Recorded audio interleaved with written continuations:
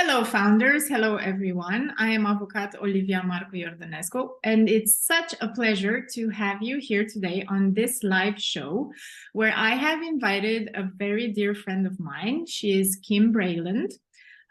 She's joining us from across the ocean. I would love to hear Kim introduce herself. I will just say she's a business growth strategist, and I'm very excited to have her here today to share with the technology founders and companies in my community, but also for whoever is listening to us today on some really interesting growth strategies. Thank you for coming here today, Kim. Thank you so much, Olivia, for that beautiful introduction. I think you did a great job, so I appreciate you and being here. I'm so excited for our conversation. We were getting into it before we even hit record, and we're like, let's stop. Let's get the conversation recorded. So thank you so much. My name is Kim Breiland. I am founder and CEO of Kim Breiland Coaching, which I help business owners at all stages from startup to scaling. I help them do it sustainably. I help them build team strategy and systems, all without burning out, making sure that they hit their revenue goals, which is most important because we know it helps people create a ripple effect in this world, and also prioritizing what's most important to them in their personal lives so that they can build like a true professional and personal legacy. So that's me. Yeah. Yeah, you touched on so many points in your introduction that I already have 100 questions I want to ask you. But I'm going to try to keep it sweet and short, like I like to say, like really relevant, for the people who are here with us and taking this time. Yeah. Like I said, you are a business growth strategist. Mm-hmm. I would really love for people to understand a little bit more about that. What is business growth strategy? How does it work? How do you see it through your work? Through my lens. I love that question. So basically what I do, and my parents thought I had lost my mind when I started my business. They're like, what's a business growth strategist? What does that mean? So basically what I help businesses do, again, from depending upon the stage, but I work with startup to scaling businesses, is I help them evaluate basically their internal structure, as well as their marketing systems, their sales systems, building team. A lot of times what happens with business owners is that they have a great idea. They're really good at something, and they want to start a business because they love what they do and they want to be their own boss. They want time freedom, autonomy, all those things, which are beautiful. That's a hallmark trait of an entrepreneur. But the problem arises in that they're good at what I call the technical work of the business. So let's say that it's an electrician who works for somebody and then wants to branch off and start his own business. He knows the technical work of that business. Or maybe it's somebody like, I'm trying to think of another example, like somebody who, could be an attorney that's working for a big corporation, but they want to create their own firm. It's like they know how to do the job, but they don't actually know how to grow a business. Yeah. And so my expertise comes in is that I have like the full picture, or I take a step back and look at every aspect of your business, and the strategy, basically the forward facing strategy and the back end strategy to make sure that everything is running appropriately. Because what happens for most business owners is there's so many balls that they have to juggle. And it's like they'll kind of throw one up over here and then run over here to make sure this other one doesn't fall, but they forget about it. And so it's this horrible juggling act. And so they don't understand how to operate their business efficiently and effectively and create the systems that will make it a well-oiled machine, as opposed to like a juggling act where they're just seeming like they're bouncing from one area to another. Time management tends to be a very big issue with the clients that I work with. They just don't know how to spend their time. Yeah. And another thing I say is I help them figure out what to do, what to delegate, or what to delete. Because a lot of times they're just taking on too much. And so, yeah, I love it. I'm like the fixer. I come in, I look at how they're operating, and I kind of calm the chaos, and I, help them become more profitable. Oh, wow. That sounds like such a relief. I have to say, working myself with founders at different levels of their business growth, um, it is indeed one of the biggest challenges is understanding what should be your strategy in an ocean of a zillion to-dos and things to manage in a startup, in a business. Like, so my next question is, how do you decide what is the best strategy for you?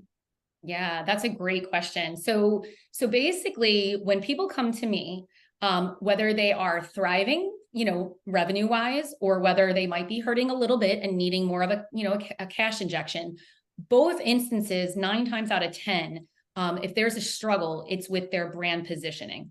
And so what that means is they haven't gained the clarity in exactly who they serve. And therefore, they're 9 times out of 10, their marketing efforts and their marketing language are not attracting the right people, the right buyers for their product or service. And so really understanding what makes them unique, what makes them stand out, what makes them slightly different, how they serve their clients and or customers, what really the whole package. It's just understanding that and understanding where and how to show up. So like, sometimes they're showing up on the wrong platform. They're not even showing up on the platform where their buyers hang out, so to speak. Or they might be investing a lot of time and money in ads, but because they're not real clear on who they want to attract, the ad spend is high and they're not getting quality leads from what they're doing. So there's a lot of different scenarios as to why or where people may be in that journey. And I think it's just important to get, depending upon the stage, early stage founders, it really is about getting experience. So it's about meeting people, telling them what you do and offering to help, and really getting a lot of experience in understanding how do you help people or what service do you provide and how does it make their life better. Then over time, as they start to grow, they really have to think about going from that one-to-one to one-to-many model or scaling.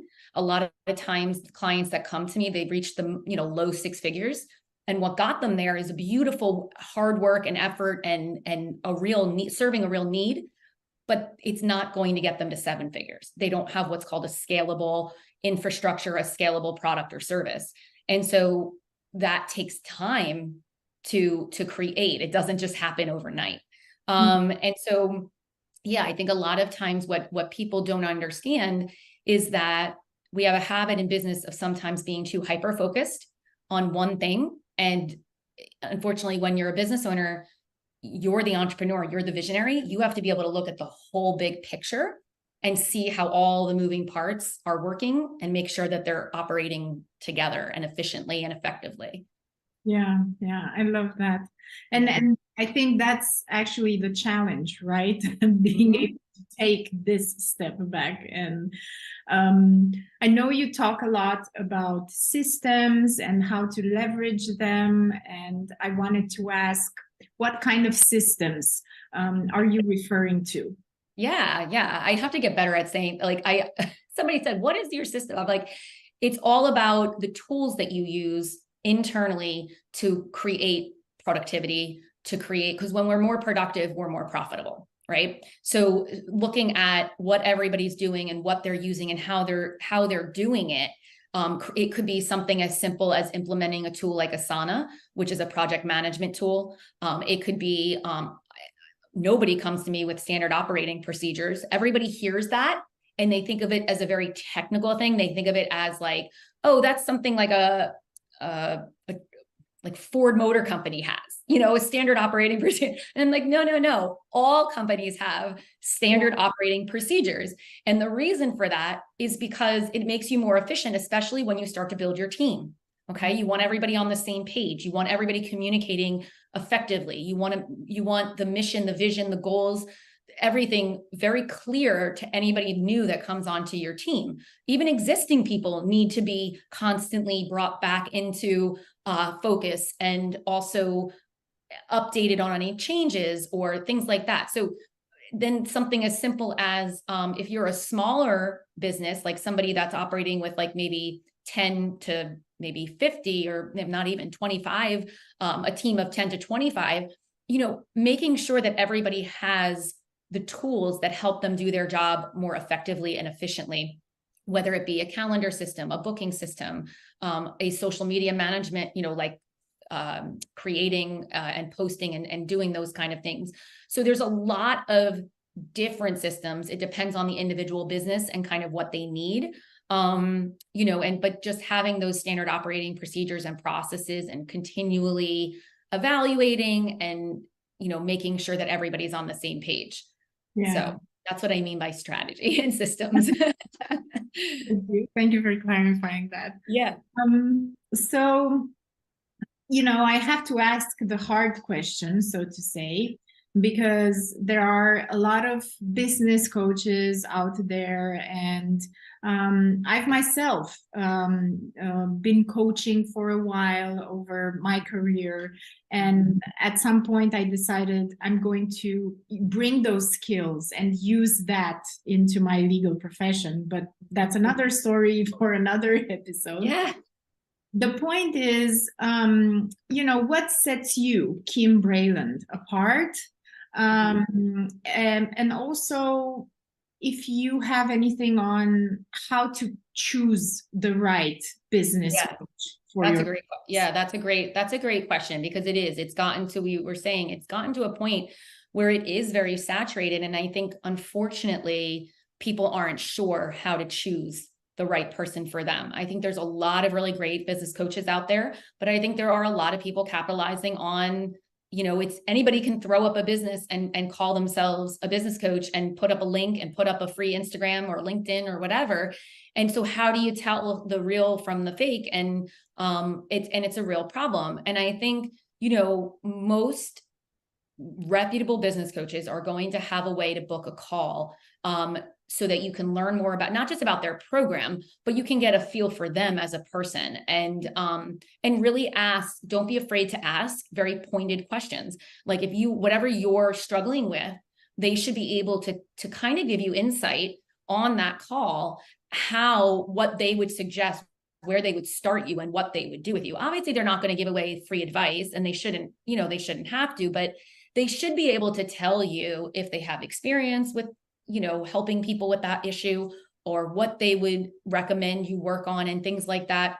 I would say doing deep dives, looking at their social media, looking at their website, looking at their past experience, client testimonials, all of those things paint the bigger picture. Now, that's with a caveat, though, because there are, I believe, people who work for, big corporations who decide to go out on their own and do, consultant work, and they don't have those testimonials yet. That doesn't mean they're not going to be a really great, if anything, they might actually be better because they don't have the giant ecosystem of clients, and which obviously helps you raise rates and all those things that, people don't think about. Yeah. It's really just making sure you have a full visual of that person, and what their experience is, who they helped, is the pricing commensurate with that experience, all these things that you can, that really help you, decide, is this person for me? Now, I will also say that what I have heard just from the people that I've happened to work with, they have worked with people who might have tens of thousands of followers and very popular and very robust and programs and things like that. What I have heard is 9 times out of 10, the work is very heavy mindset based and not strategy based. Okay. Mm-hmm. And so what's the difference? Sorry to interrupt. Yeah, no. Yeah, thank you for asking, because I'm really passionate about it, only because you hear in the online space that business is 85% mindset and 15% strategy. And I think people really don't actually understand that statement, in my opinion. So I think for the last couple of years, what people have been doing is they're heavy into the mindset part of it, in terms of, analyzing your imposter syndrome, analyzing self-sabotage, perfectionism, victim mentality, and all those kind of things. But they stay there, mm-hmm. right? They just stay in this cozy little space of healing, and I'm not saying it's not important, but when it comes to actually growing a thriving business, what you need is a millionaire mindset and then a strategy and an implementation of that strategy. And yes, it says 15%, but it's a heavy 15%. You have to show up and do the work. You have to have a viable solution or transformation or solve a pain point or a desire. Like, you have to serve at a high level. You have to actually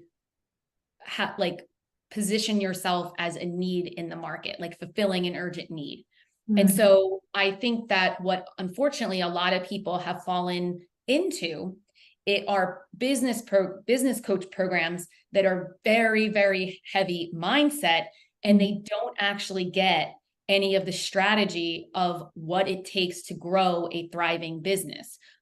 Sales, marketing, brand positioning, understanding how to build team, understanding PR and how to increase your visibility and get yourself out there and build authority. I mean, there's so many things to think about when you're growing a business, especially a service-based business. Because with a service-based business, you have to make we hear this all the time, you have to make the intangible tangible. Yeah. And so there's nothing people can see with their eyes. So it's like you have a little bit of a harder time when you have a service-based business, because your words matter more. They really have to understand the heart of all your marketing. Yeah. So I think that's why I love this dichotomy, this distinction, so to say, between mindset and strategy and the actual tools to get to those results that you want. Exactly. And I don't think it's anything to be afraid of, but I do think it's something that you and I talked about, is like, people oftentimes have the misconception like, oh, well, she's giving away great value on all of her platforms, her blog, her podcast, her LinkedIn, whatever. What people don't understand is 9 times out of 10, if not higher than that, like 99.9% of the time, that value, that tremendous value, is not enough to get you where you need to be. You need support, you need accountability, you need somebody who's kind of acting like a mirror, is what I tell my clients. Like, I'm a mirror, and I'm going to show you the things that are awesome, and I'm going to show you the things that you may not want to see, but you need to see them. You need to look in the mirror and see the things that maybe you're doing wrong, so that you don't stay there. You move past it, you learn and grow, and can increase your revenue and your profitability, because you're staring the issues straight in the face and fixing them. So you don't know what you don't know. And that's where the work you do, the work I do, we could give a ton of value away, but that doesn't mean people are going to get to where they want to be, because it really is that support, the accountability, and the mirroring that allow people to really, push beyond the upper limits of what's possible for them. Yeah, absolutely. Yeah. I love that. Yeah. I also love how you said that, it's 80%, this 80%, 15%. Yeah. I like to say 80% is dreaming. It's mindset, for the more pragmatic who like to call it that way. But actually, what I discovered in my own experience and working with founders, 80% of the time is just allowing your mind, your creativity, to create that vision, to create those goals, to really understand what is the difference that I want to make, what is actually the impact that I want to cause, like be really intentional about that. And then comes the actual work, where you have to take action and make that happen and produce those results. Absolutely. That's so well said. And to your point, I don't think business owners give themselves enough space to think and to create. That's like when I start working with clients, one of the first things I have them do is create that schedule, that CEO schedule, where they really do a time audit on how are they spending their time. And most of the time, my clients are not giving themselves any blocks of time in which to just breathe and think and read and create, kind of mull over things. And they think that's a luxury. And I'm like, that's not a luxury. That's like, you have to do that for the health of your business. And I was like, schedule it in, no different than you would schedule in a Zoom or a live or client time or whatever it may be. But every single week you should be having that space on your calendar. No technology, just sit with your thoughts, write, read books, think about the direction of your business, think about how it's operating, inefficiencies, things that are working well. It's that evaluation that is so important to the health of every business. But I think most people skip that. Yeah, and I'll tell you why they skip that, because I've witnessed it myself so many times, and I think it's still happening. As you know, Kim, I help technology scale-ups. This is such a competitive market. At the rate that innovation is moving today, your only real chance, because 99% of businesses will fail in their first 3 to 5 years. So your only real chance is to hop on the hamster wheel and do basically what everyone's doing, which is join into an accelerator or a business incubator, get your first pre-seed round, and then quickly build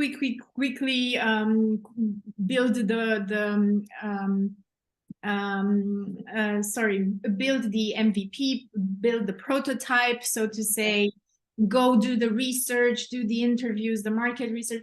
Everything needs to happen at a speed that somehow the story that 99.99 founders tell themselves is that if I don't hop on this really quickly, if I don't get on the funding rounds, if I don't make it happen, if I don't get the traction, then I'm gonna basically die out. And what you're saying kind of is counterintuitive and comes against all that. What would be your best advice, so to say, I think find themselves on this hamster wheel? Let's be serious. Like in the beginning couple years, you are hustling. You're working a lot. You're working sometimes against the clock, depending upon if you are a business that is looking for funding. That there's no doubt about that. But I think that an hour or two a week is not much, and I think that giving yourself that hour or two a week will actually make it less likely that you burn out and you miss an important deadline, or you miss an opportunity, or things like that. I think the rest is undervalued, underrated in terms of stepping back. And I do understand what you're saying. There are timelines, there are certain things that need to be completed in a given amount of time. And I'm not saying don't get on that train and don't do that. But I think the clarity and the not just the clarity, but the breakthroughs that you experience when you do this actually helps you become more effective and efficient, no matter what it is you're doing, no matter what type of business you're trying to run. Because I think funding is obviously the biggest reason why businesses fail, right? But after that, I think one of the biggest reasons businesses fail is because people are too invested in their personal opinion about what consumers need, and they're not answering what consumers actually need. So they have a passion and they see a need, they see this perceived need, but they're not meeting people where they are.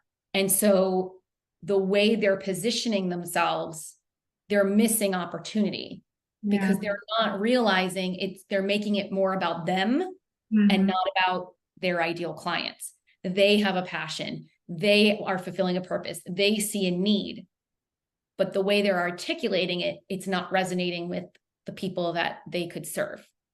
So I would say the top 3 reasons are like funding, brand positioning, and then strategies and systems. They're all over the place and they don't know how they're supposed to be spending their time. A lot of people wait too long to build a team and to delegate and to help, grow the business further.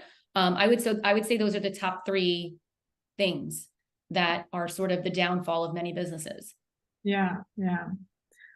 Oh, that's amazing. It really comes, because it really comes to, of course, from these founders have a lot of questions around, okay, but being in the beginning of the journey, how do you afford it? It's kind of like how to say the founder's paradox, let's call it, right? Yep. So Yep. you know you need the systems, you know you need the team, because first of all, you cannot be good at everything. Second of all, you shouldn't be good at everything. Right. No, yeah, Because truth. if you Yeah, have this, you know, genius and super intelligent abilities, you shouldn't be doing everything in your business. correct. Correct. But then you need all these resources, let's call them generically. And at the Yep. same time, you need money to get Mhm. the resources. As Yeah. here you are kind of trapped in this founder dilemma. Uh, Yeah. how do I tackle this? How do you tackle this with your? That's a real thing. And I it's usually case by case basis. Okay. Like I will see people who will work their 9 to 5 and build their business on the side until it's profitable in a way that they can exit. I think that's the smartest, to be honest. Like I think that's one of the smartest ways to do it. Some people go the investor, the VC or angel investor route. Some people grow via grants. Grants are a great thing. I can't even imagine the millions of dollars that go unclaimed every year for grants, especially for women, minority, different, different groups like that.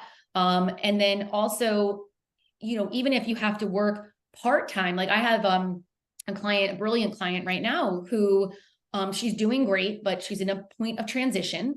And as she's transitioning, it might mean that some of her clientele could drop for a little bit before because of just the repositioning of her offers.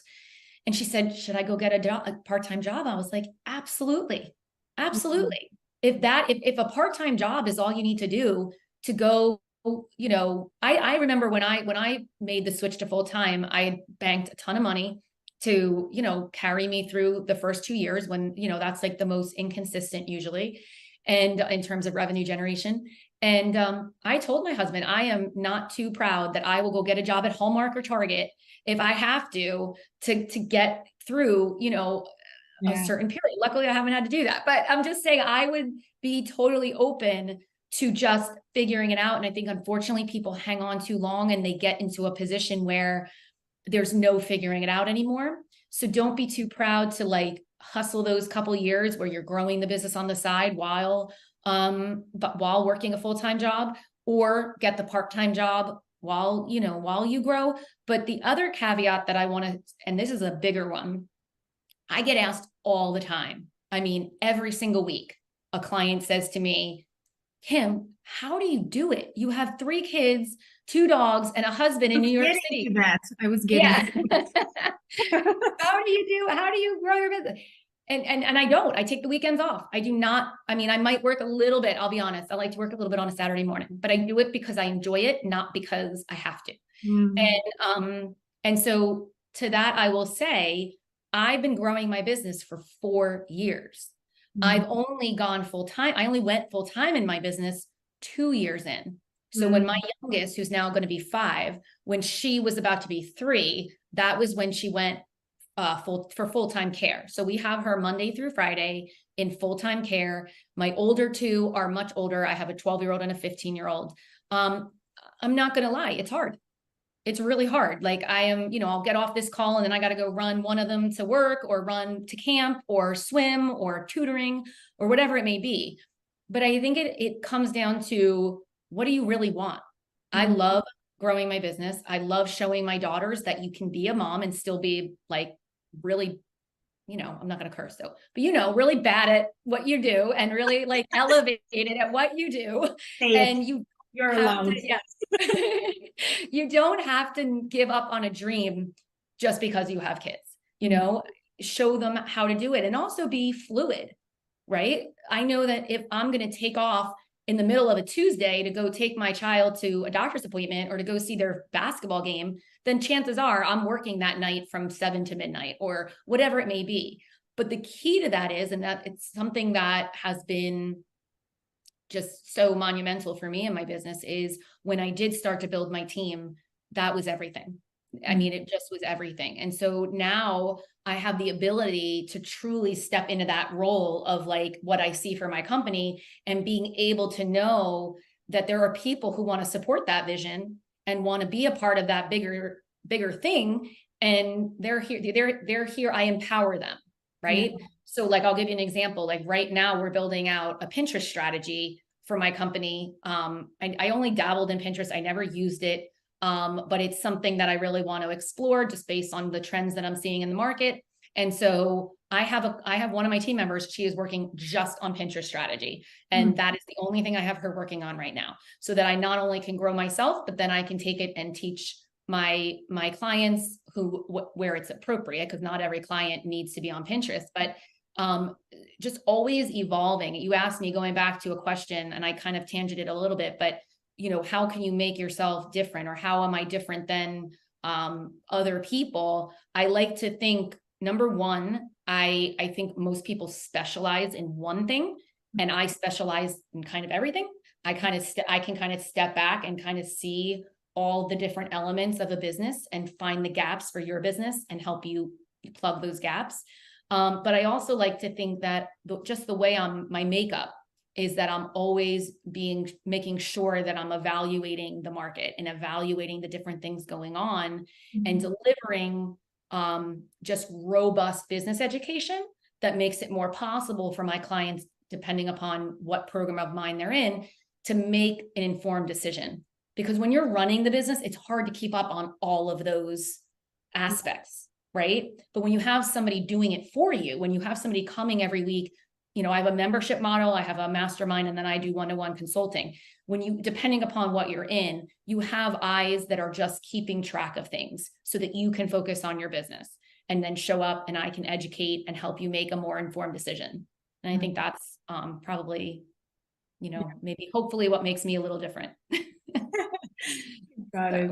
Yeah. And I was going to ask, if someone wants to work with you, how does that happen? If you can just give us a little insight into that process. Of course. Thank you. Yes, I'd love to. So I think, like I've said, this about me because we've known each other for a while now. I do believe that if you want, a high touch coach, there's going to be a price that comes with that, because that person has experience, eyes on your business. You're connected to them usually via Voxer. So I do high level one-to-one consultancy, but my heart is with the early stage founders and the ones who are just, those first couple of years, you're so overwhelmed. You're trying to take it all in. You're trying to make sense of it.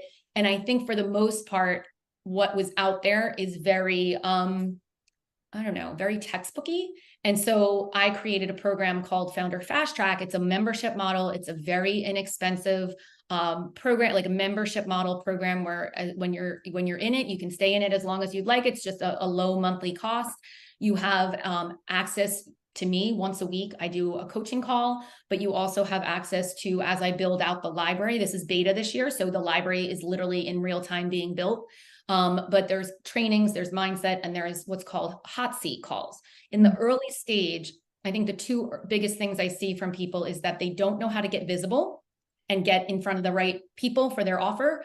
And then they also don't know how to, it's like the copywriting marketing aspect of it. They don't know the right words to use. So I have a hot seat call that we do once a month to help founders with that.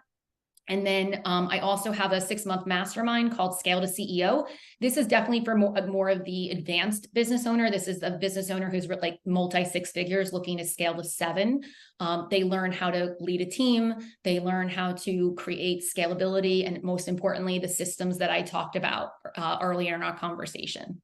So those are the 3 ways that you can work with me. I'm also very active on LinkedIn, a little bit on Instagram. I'm not as good on Instagram, but the live show I do weekly. Yeah. And my blog, I try to give a lot of information out for people, just to kind of get a taste of what it's like to work with me.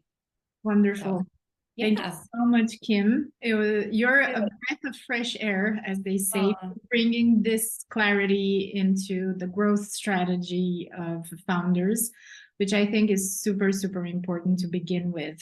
Thank you so much for being here today. Thank you. I so appreciate you. Thank you so much. Thank you.